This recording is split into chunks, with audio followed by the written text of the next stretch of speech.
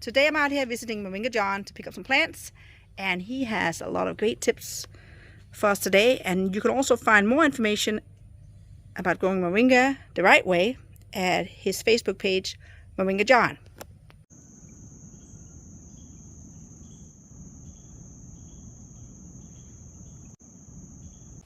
Hi guys.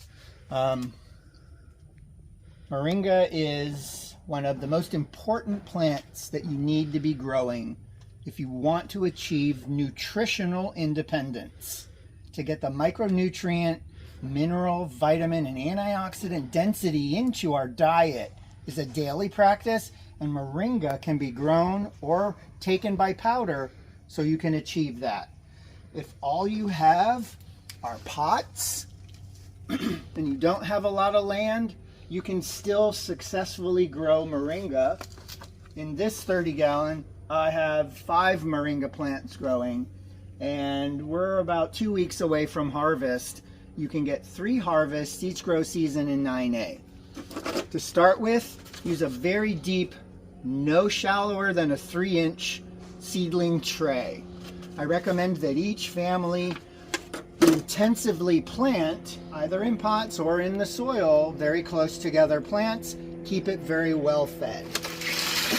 When the seedling develops, this one is too short, it still will work, you can take the plant out.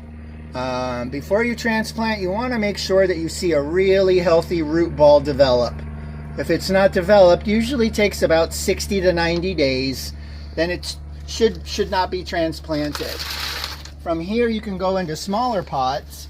These illustrate moringa that's too tall, and this needs to be trimmed again. You can see where these plants have been trimmed before and harvested, because in the moringa game we are leaf growers.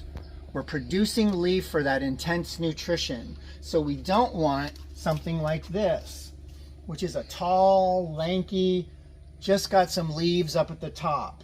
We want to keep short, bushy plants. It is a hungry plant. If you're growing in plants, make sure it's very well fertilized, the soil top is covered, and that it doesn't super dry out, but it can handle drought conditions.